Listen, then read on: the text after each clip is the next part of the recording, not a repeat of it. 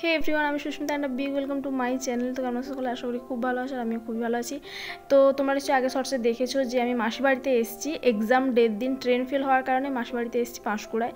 তো এটা ছিল আমার মাসি বাড়িতে সেকেন্ড বার আসা। এতে আমি এসেছিলাম সেই 10 বছর আগে, তারপরে হচ্ছে এটা আবার দ্বিতীয়বার এসেছি। তো সেই জন্য ভাবলাম যে চলো একটু ভ্লগ করে আমার মেমোরিজের মধ্যে এটাকে ভরে রাখি।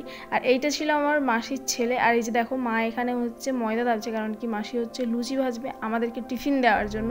তো মাসি কিন্তু আমাদেরকে প্রচণ্ড মানে কি বলবো অতিথি সেবা যেটা বলে সেটা করছে। মাসি বলতে হচ্ছে আমার মায়ের বড় মামার মেয়ে। তো এই যে দেখো মাসি আর ভাই এখানে দেখো কেমন বদমাসি করছে। পোজ দে।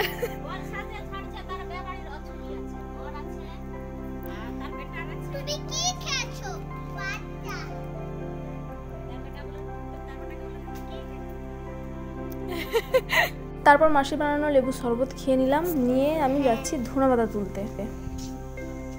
মাসি হচ্ছে ঘুগনি বানাচ্ছে আর আমি যাচ্ছি হচ্ছে মাসিদের বাড়ি থেকে ধনেপাতা আনতে, কারণ কি ঘুগনির মধ্যে দেবে তাই। এই যে দেখো, তো চলো চটপট করে তুলে নিই। তো আমি বেছে বেছে এই কটাই তুলতে পেরেছি। অ্যাকচুয়ালি আমি না এতটুকু ধৈর্য নেই আর কি বলবো।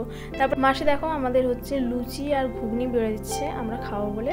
তো এই যে এটা মায়ের, আর মা দেখো এখানে বসে বসে হচ্ছে কলাই শাক বাচ্ছে। কলাই শাকটা কিন্তু মাসিদের বাগানে ওই ধনেপাতার পাশেই ছিল। তো দেখো আমরা খেতে বসে পড়েছি।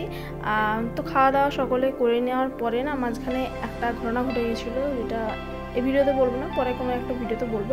তারপরে চলে গেছিলাম একদম লাঞ্চের থালায়। তো ভাইকে মাসি মেরেছিল, ও বায়না করছিল বলে সেই জন্য খায়নি, বসে আছে। আর মাসি দেখো চিকেন এনেছিল, তো চিকেন রান্না করেছে, 2 রকমের শাক ভাজা করেছে।